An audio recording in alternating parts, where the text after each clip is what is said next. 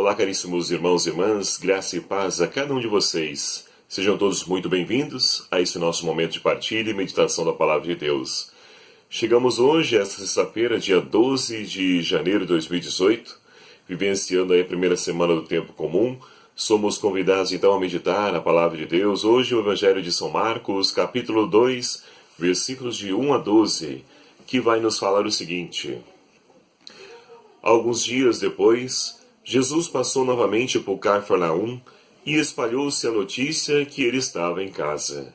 Ajuntou-se tanta gente que já não ouvia mais lugar, nem mesmo a porta, e Jesus dirigia-lhes a palavra.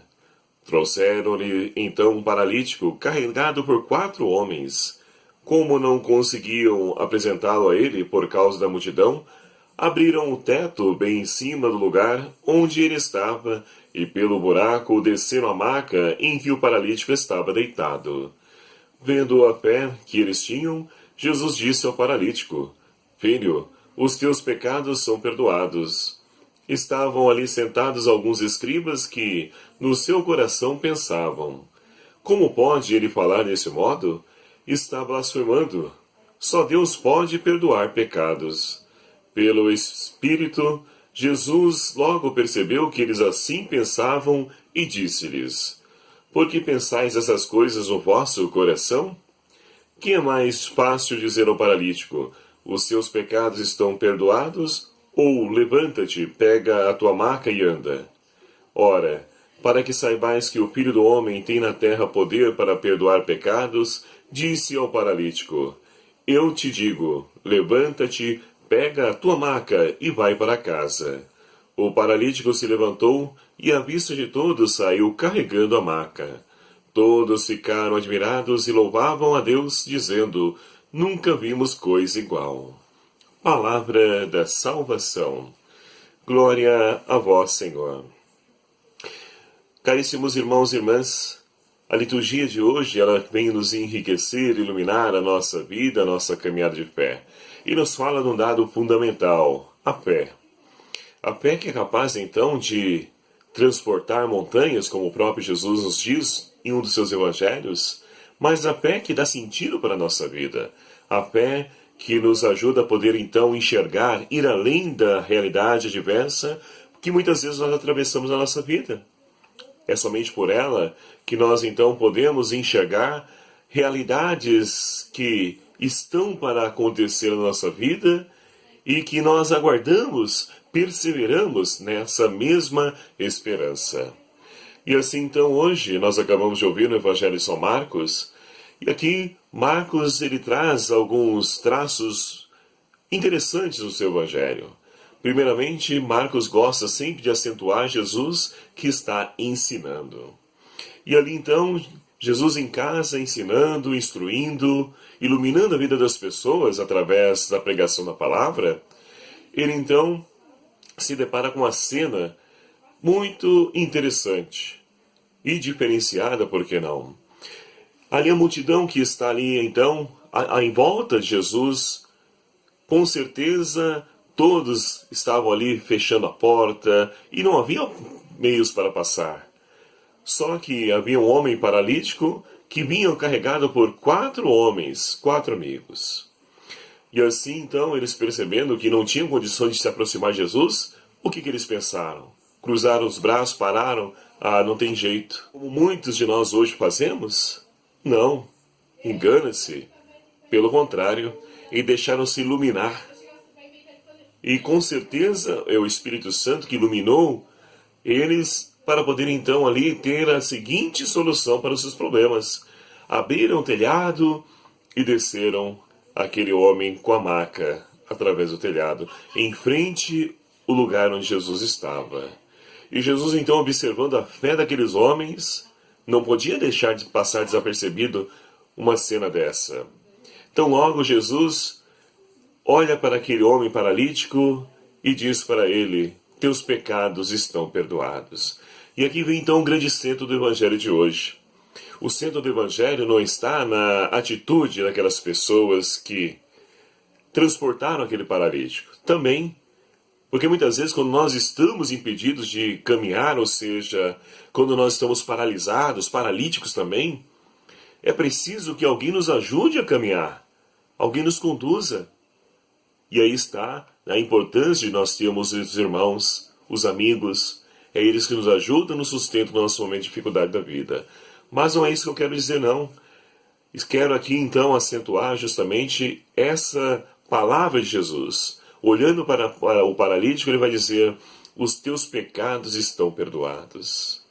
Meus queridos amados irmãos, está então a causa da grande paralisia de muitos de nós dias de hoje, que não conseguimos caminhar. Mas como? Se nós encontramos muitas pessoas que andam. Ora, pessoas andam, mas sem rumo, sem direção, sem sentido na sua vida. O pecado nos paralisa, nos impede de ir ao encontro de Deus, de enxergar o amor, de ajudar o nosso próximo.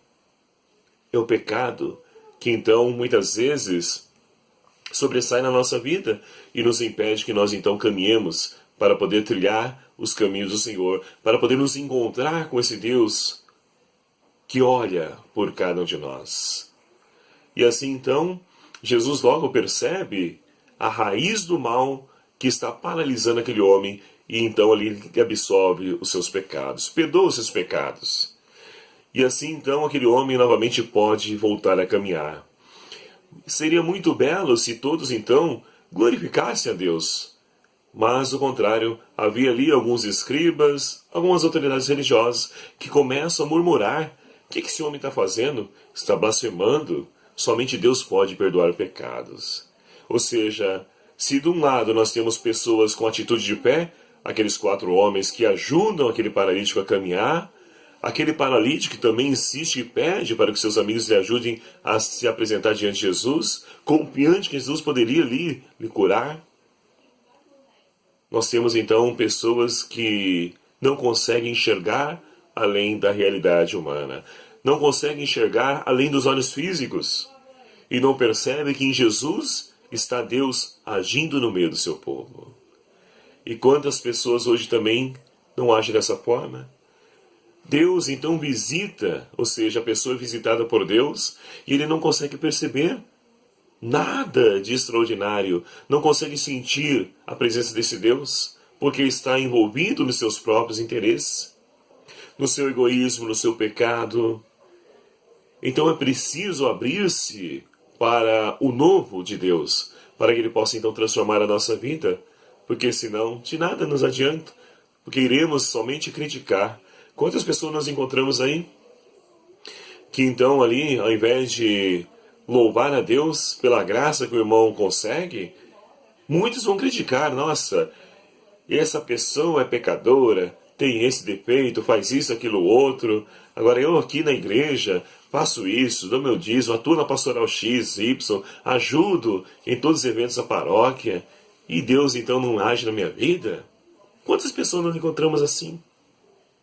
Então é preciso abrir-se à ação de Deus, porque Deus nos visita, Deus nos alcança, Deus quer conduzir a nossa vida, conduzir a nossa história.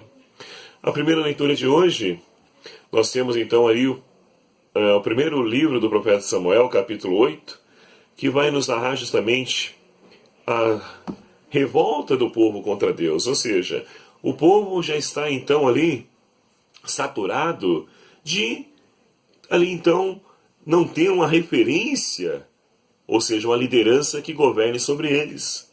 Por que tudo isso? Porque as cidades vizinhas do povo de Israel, todas têm um rei então ali que guiam e que reinam sobre o seu povo.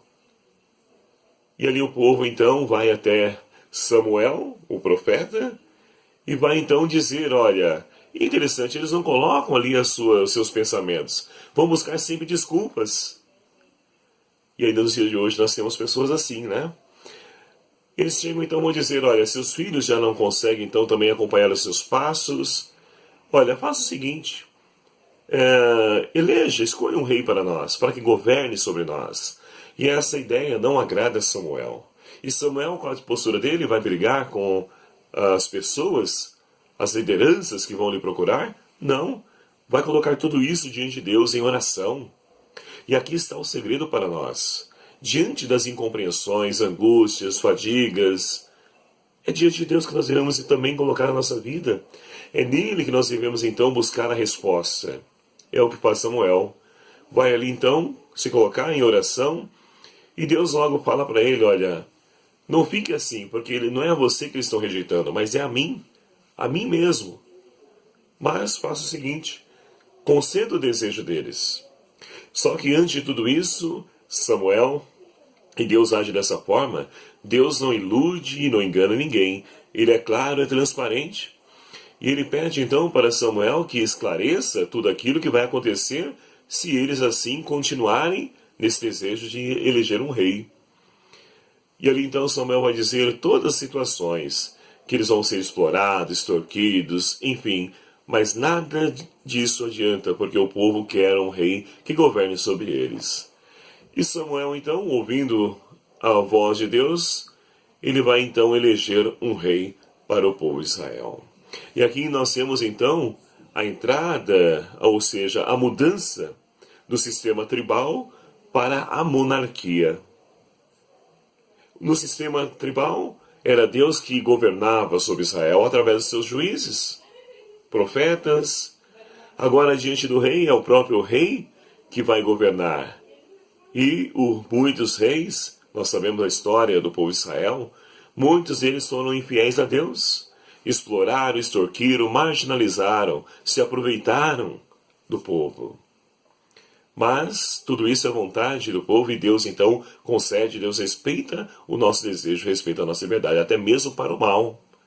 Então, mas Deus nos chama atenção daquilo que pode vir a acontecer, para depois onde reclamarmos dizendo, poxa, se eu soubesse que era assim.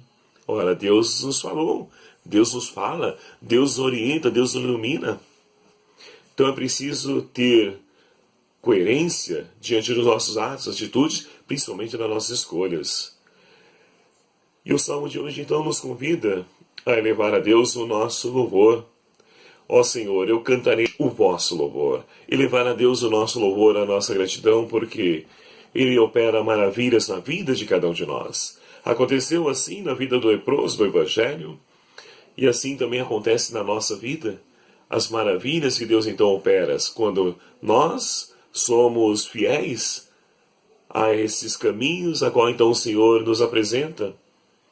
Quando nós nos dispomos a poder então viver segundo os valores do Evangelho, poderemos então fazer na nossa vida um perene, um eterno sacrifício de louvor. Portanto, queridos amados irmãos, deixemos que essa palavra ilumine a nossa vida, conduza a nossa história, para que nós possamos aprender, então, deixar-nos conduzir por Deus, para que assim, então, Ele administrando a nossa vida, nós possamos, então, experimentar sempre as suas maravilhas.